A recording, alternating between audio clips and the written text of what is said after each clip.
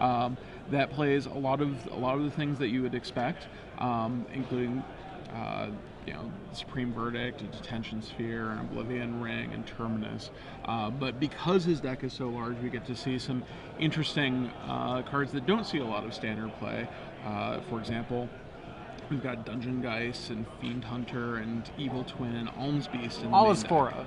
Yeah, all is 4-ofs. So these sorts of decks are always kind of fun because there's a lot more variance in them. You get to see a lot more different lines of play than the standard things because you get to see some of these cards that don't get played as often, and they're just not as consistent, which results in interesting gameplay. So Andrew is led off here with a Azorius Guildgate, and John is playing a fairly standard Junk Reanimator deck, and leads off with a Overgrown Tomb. Yep. So you see the multiple piles on the bottom of the screen there. Those are all Andrew's library. He's probably simply ordered the library. And then the hard part is when you do something like crack and Evolving Wilds with the deck. It's actually quite a lot of work. So he has a system here where what he does is he'll shuffle one part of the deck into the next, then half into the next, then half into the next. It's not a perfect randomization, but at the judge's discretion, it can be sufficient. Yeah, and so in decks like this, it really pays not to play a lot of searching things because shuffling just eats up so much time. But as long as we're randomizing enough that you generally don't know where within your 243 cards a particular card is, it's going to be fine, even though it doesn't fit our technically kind of not random randomization. So John passes back with 2 lands, and Andrew is on the beatdown plan with a Lingering Souls on his turn. So more about that randomization. I've heard some people say, that you really can't play Battle of Wits because it's, to sufficiently randomize the deck is not completely, what he's doing there is not a perfect randomization algorithm. Is that so? How does that work? It really is up to the judge's discretion. I think it's kind of a sensitive topic, and if I were running a pro tour, I would not want this sort of deck to be there, because there is sufficient things on the line that you actually really care about the potential for cheating and for knowledge about the deck from these insufficient randomizations. At lower relevance, at events that have less on the line, I'm more inclined to allow it. And of course, Battle of Wits is a perfectly fine deck on Magic Online where all the shuffling's done for you. Right. So an end-of-turn Grisly Salvage found John Tintinger a second Thrag Tusk. He's a little choked. He doesn't have any more lands. It looks like he has a pair of Avacyn's, or it looks like a Mulch and maybe possibly an Avacyn's Pilgrim that he's going to try to use to get up to that 5 mana, but he doesn't have too much going on until he reaches there. Yeah, but so he finds his 4th land, and he hasn't missed a land drop yet. And I think you're right that he does have Avacyn's Pilgrim in hand that he's going to be able to play here. Possibly an Arbor, but I think the last cards are some sort of mana creature. Arbor wouldn't be very helpful here. He doesn't have a forest, actually. Is that his second land? That's his second land this turn, isn't it? Yeah, I'm I pretty believe sure that's his Andrew's second on. land this turn. Yeah, Andrew is on the play here. Yeah, that's so we should fix he end that. step Grisly Salvage, untap, played a land, found a land, played it. So, yeah. All right, yeah, they're catching that. I think it's an honest mistake. As weird as it sounds, how could you ever play 2 lands in a turn on accident? It's possible. No, there are a fair number of things that happen that turn, and there's sometimes memory issues. So what we're going to have happen here is we're just going to back it up. We're going to say, the second thing that you cast, you didn't cast because you didn't have a land to pay for it, you didn't have mana to pay for it. Now, does he get to choose? So, would John get to choose which one resolved, or whichever one he cast first? Would that have to be the spell? Technically, it should be the first one that you played. Despite the fact that he made the 4th land drop before playing either. Yes. Okay. But we don't necessarily have to hold him to a super strict interpretation there. So Andrew is attacking with his Lingering Souls tokens, and he's going to flash back the Lingering Souls. And John would receive a warning for this, certainly. Yes, yeah. So what should happen is John should get a warning for a game rule violation because he played a land when he had already used his land drop, and Andrew should have a warning for failure to maintain the game state because he is responsible for making sure his opponent follows the rules and doesn't do something that's illegal. And so that, for John, that's an upgradable issue. It's something that if he does repeatedly throughout the tournament could result in game losses, whereas Andrew actually doesn't have to worry about that. So John plays his fourth land and casts the Thragtusk, and then passes the turn back to Andrew, who has his 4 Lingering Souls tokens. It looks like he's got a pretty good answer to the Thragtusk and an Evil Twin, which has been seeing some sideboard. Right, so that's a sideboard play against Thragtusk. He has 4 in the main deck because I always think it's really funny when BattleBlitz has a sideboard. It's like, oh, okay. Yeah. Well, I mean, a lot of the BattleBlitz decks end up having some sort of tutoring ability in them, so having some bullets that you can put in helps out a lot with that. In this case, we have 4 Diabolic Revelation and 4 Increasing Ambition. For Revelations, that's the X spell, correct? Yeah, I believe it's like Tutor, black, Demonic black, Tutor black, X times. And 2. Yeah. It's 5 and X. Yeah. So we have the Evil Twin on the Thragtusk, which is going to be able, so you gain the 5 life from it. You're going to be able to kill the Thragtusk. And the next Thragtusk. And the next Thragtusk. And it's just this permanent answer to them. And yes, you have to deal with the 3/3 tokens that are left over, but you gain so much value out of that interaction. So we definitely have some more mana guys in John's hand. It's unclear whether he has any more gas, though. So Evil Twin, why is he play against Thragtusk? Because oftentimes in these Thragtusk mirrors, Thragtusks just end up trading with each other all the time. Nobody gets anywhere, and everybody just gains a bunch of life. Evil Twin allows the player to have a permanent answer to multiple Thragtusks and their recursion engines. It doesn't really stop the life gain, but it helps you win the Thragtusk war, which is at least a start. It turns each of your opponent's Thragtusks into a 3/3 that gains you 5 life instead of a 5/3 and a 3/3. So we see John flash back the Lingering Souls that he milled with that mulch, which is presumably going to trade for some Lingering Souls tokens from Andrew. And we have some more mana guys. Right, so John, because of the Evil Twin on Thragtusk, what John's going to have to do is, because the only real removal spell he has is he's going to build presumably he's going to build to a Craterhoof Behemoth, which he has 2 of. He could also build to an Angel of Serenity, which would be very good here. The Behemoth, I think, is the preferred one. But basically his game plan is just to gunk up the board until he can do one of those 2 things. And so if he has a Craterhoof in hand, then he would choose not to trade here. But if he doesn't have it in hand, does he block and stem some of the bleeding? I don't think so.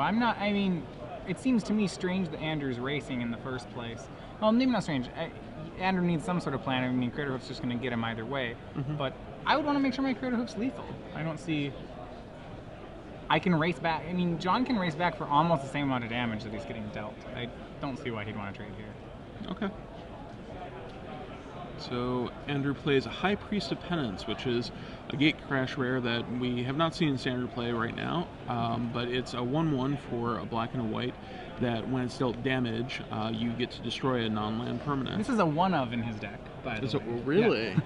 So, that's true. It's just a 1-of. Yep. There are a couple 1-ofs in here. Another cute one that he has is Azor's Elocutors, which is an alternate win con, possibly just for the value of saying, oh, I've got this other alternate win con in my deck, and not actually because you expect it to be useful. Right. So John does take the 4 damage from the Lingering Souls. He has a Cavern on Angel. Cavern into Angel, yeah. So it's going with Angel over, I believe it's Beast for Craterhoof. Yeah. So both are fine. And it may be an issue of mana fixing. I'm not sure how many white lands he has.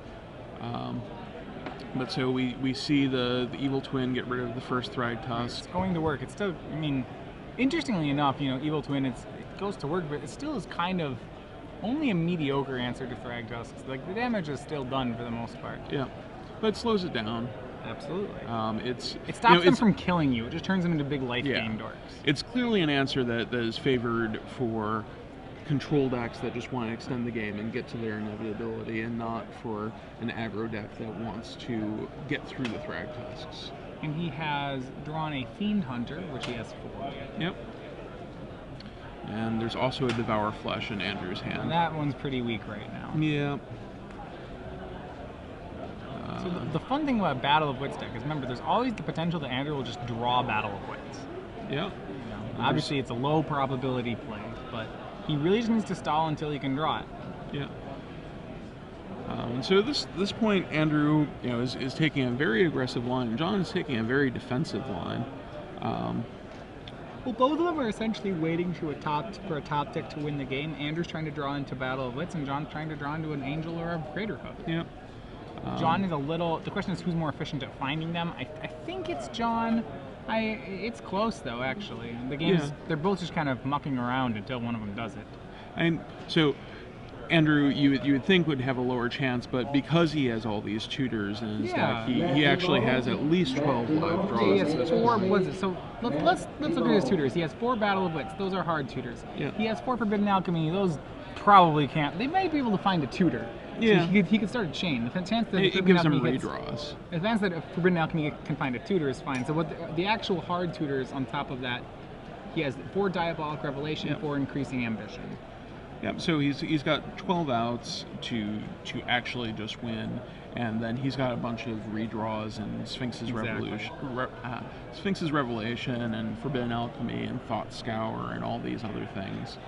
He can also draw into Army of the Damned, which he's playing one of, which actually probably wins too. Yeah. And there are a fair number of other really powerful cards in his deck, like Angel of Serenity, which he has 4 of, is also a very powerful option. He has a 2 of Cyclonic Rift, which probably wins on this board. Yeah. Or close to. It certainly... It certainly prevents him from losing it. Yeah. So that, you have he has a lot of different outs. He doesn't really know which one he's going to find. Yep. He still chooses to attack. It's fine. I don't know how much consequence these attacks are going to be. Well, I think Andrew's reasoning at this point is that this is the only clock he has. And he can't rely on his deck to actually definitely deliver what he needs. So a Restoration Angel and a Lotleth Troll in John Tintinger's hand. And that's, I believe, a Thrag Tusk. All right, so we have the Glared card that leaves another Thrag Tusk. John has drawn a Restoration Angel, so they can kind of play a game of chicken with Evil Twin and Restoration Angel, whichever one tries to go for it. Whoever goes for it first loses. Yeah, I assume that Andrew is just going to go for it when the appropriate time strikes. So then John will be able to flicker the Thrag Tusk. Yeah. Or blink the Thrag, either works. So we see John attacking here with all 4 of his tokens. I anticipate that we're going to see the High Priest of Penance block one of the beast tokens, the Evil Twin kill the Thrag Tusk, and the High Priest of Penance's triggered ability kill the other Thrag Tusk token.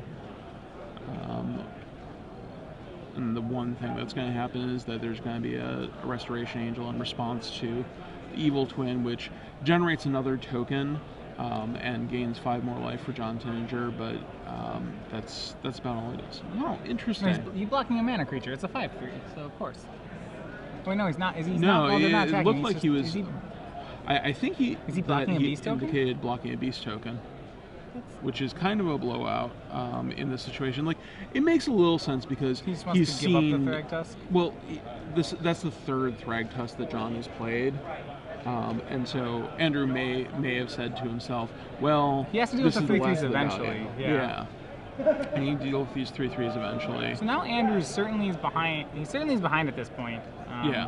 John can actually mid-range deal enough damage here to get Andrew to 0. So now it's not just a top deck war anymore. The race is actually happening. So those 2 tokens die. Then we're going to kill the Restoration Angel with the High Priest trigger.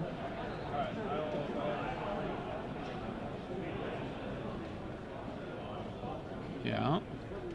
Okay. Take 2. And so now we're going to be playing Andrew's going to play the Fiend Hunter on his turn, presumably, and probably take out the Thragtusk. And so he still gets the beast token, is that correct? We got the beast token. Oh, there we go. There we All right, yeah. I said I was using the basketball player as it. On camera, we tried to. That's fun. You can do it on camera. We tried to use official tokens just so that people watching don't get completely confused.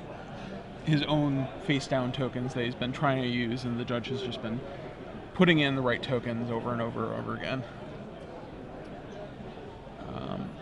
So, again, John is solidly ahead right now. Andrew's going to have some plays though to delay him and slow things down some more. So John's going to play the Lotleth Troll in his hand. That's going to leave an Unburial Rites as the last card in his hand, I believe. Oh no, sorry. He's Unburial Rightsing the Restoration Angel. Mm-hmm. Yet more value off this Thragtusk. Yeah. So Andrew only with about 2 turns here. And that might be, he's going into chump blocks, I would imagine. Yeah. So he's going to have to find his Battle of Wits or one of the other win cons. Probably one of the other possible win cons. This 1-for-1 removal, which he has in his hand currently, not particularly able to deal with. Yep. Thragtusks and Angels. So we draw Prophetic Prism, which gives us another redraw, which I imagine is what we'll lead out with. Absolutely. Remember, always looking for Battle Wits or a way to find Battle Wits, and Tribute to Hunger. So these Edict effects are really weak right now. Yep. They're going to kill some mana creatures, and that's about it. Yeah. Remember, these people are asking about the records here. Both these players are 2-1 right now. Yep. So here's the Fiend Hunter. It's going to get rid of a Thragtusk, which is going to generate another token. Yeah, there was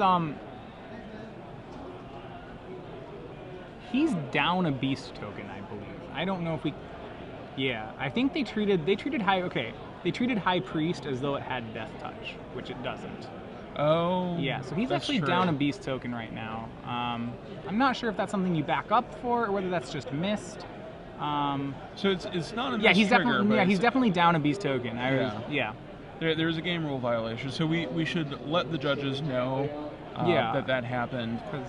We're way too much has actually happened for us to back it up, but they should make it clear to the players, and both players. The High Priest of Penance does not have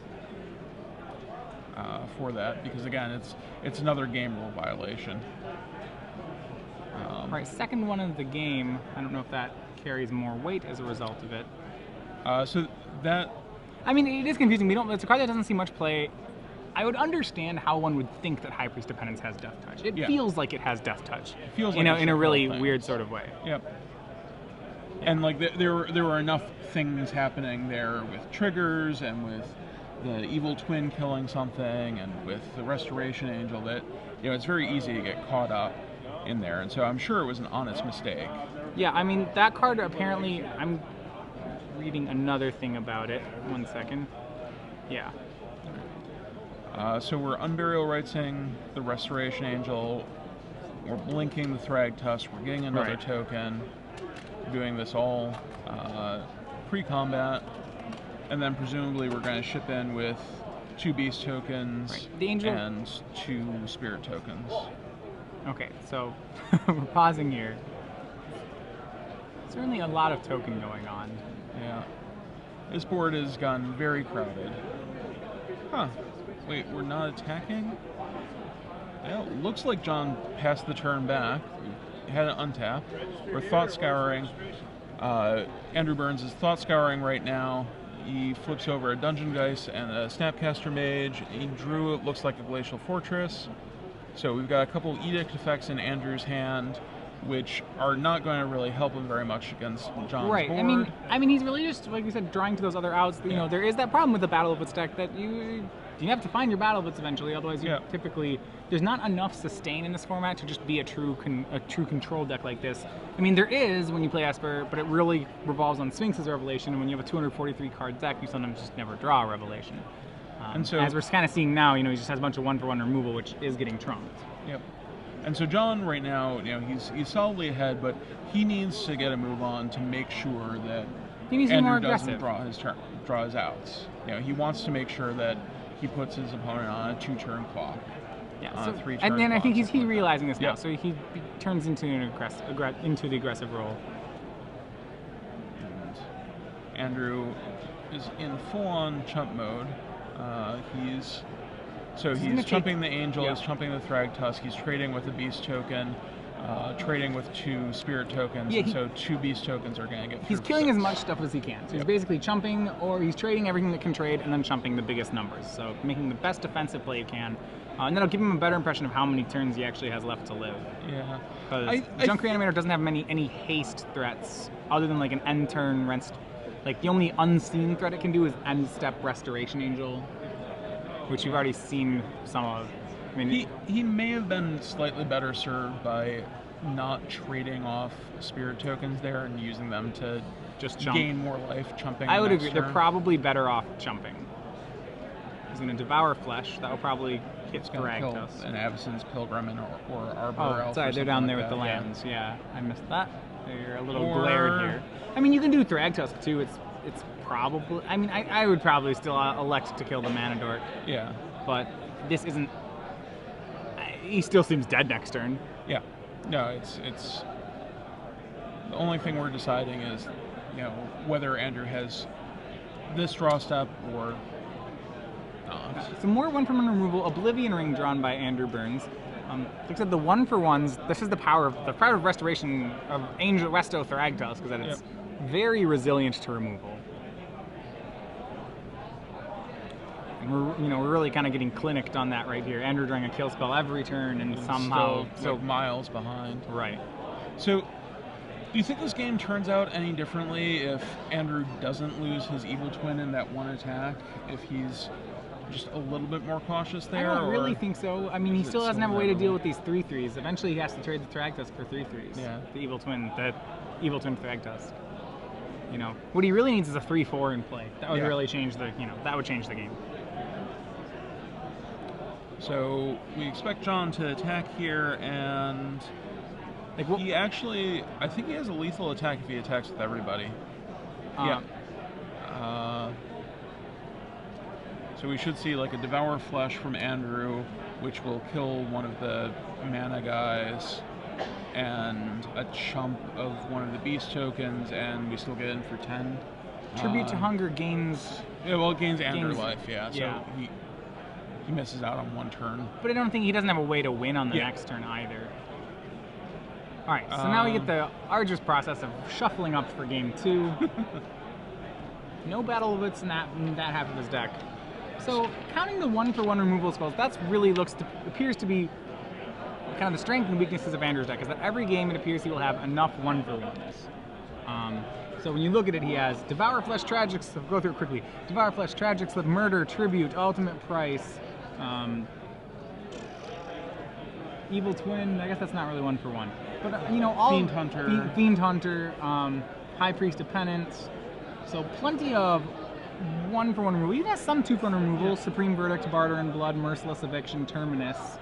And then his win cons, his win cons will be Battle of Wits, Entreat the Angels, Army of the Damned, Bloodline Keeper, Drog Skull Reaver, Angel of Serenity. I don't think you can count Azor's Elocutors. That won't happen. That's too adorable. So one thing that I find interesting here is that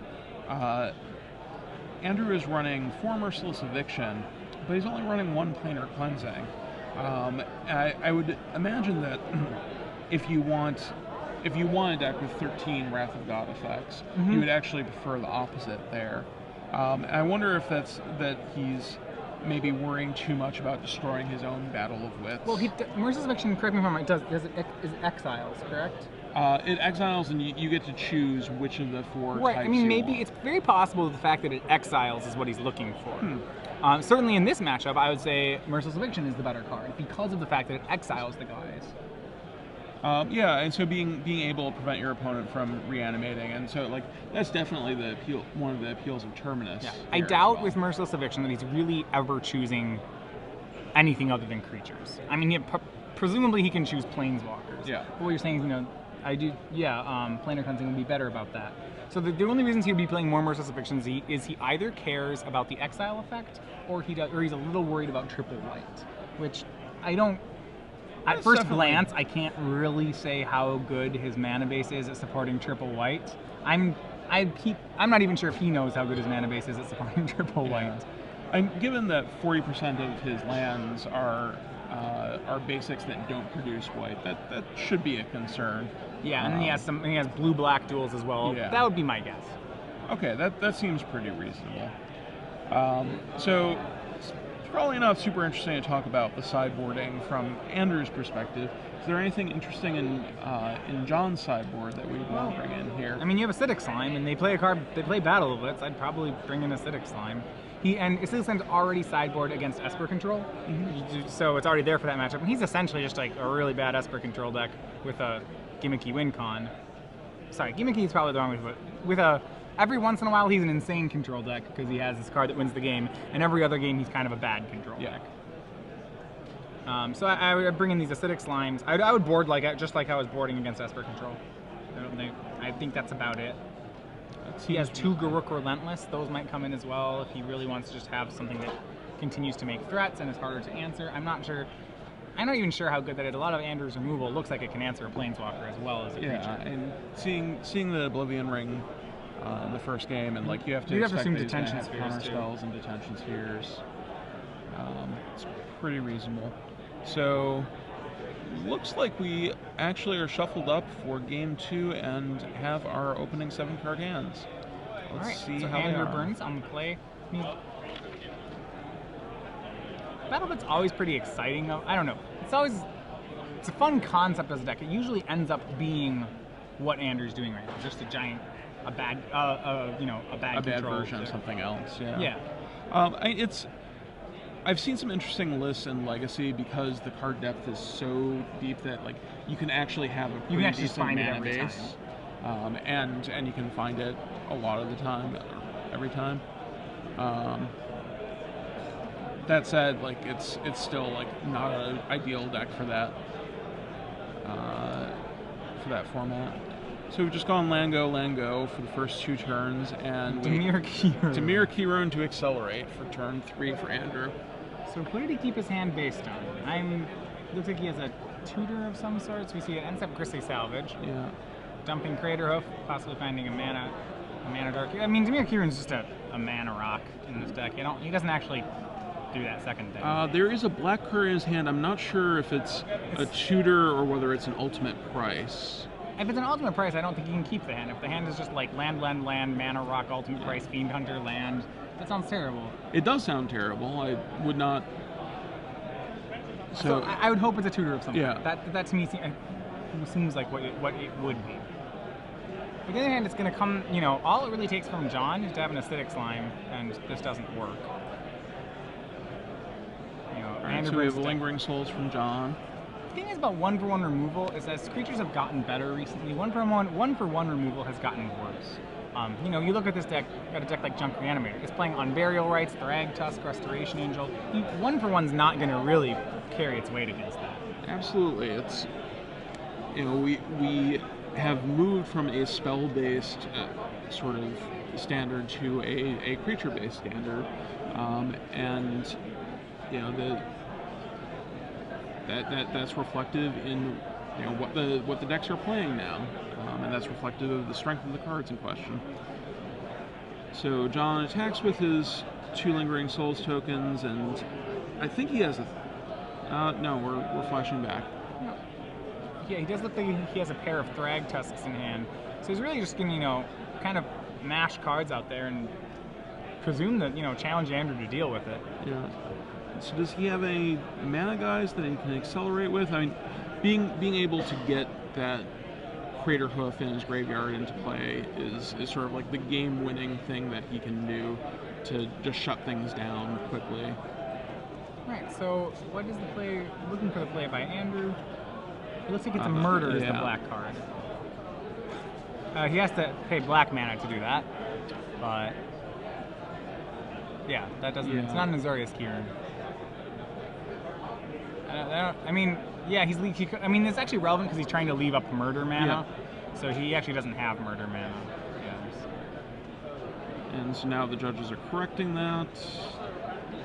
So is he allowed the opportunity to undo that play, or does he have to? Is he committed to the play now? Like, say he wanted to leave murder mana up more than he wanted the 2 damage. Can he go back and say no attacks? Or? So the way to handle something like that is the judges should either be rewinding the situation to the point where the game rule violation happened. I'm going to pause you for a second because I think we might be at the end of our game here, or close to it.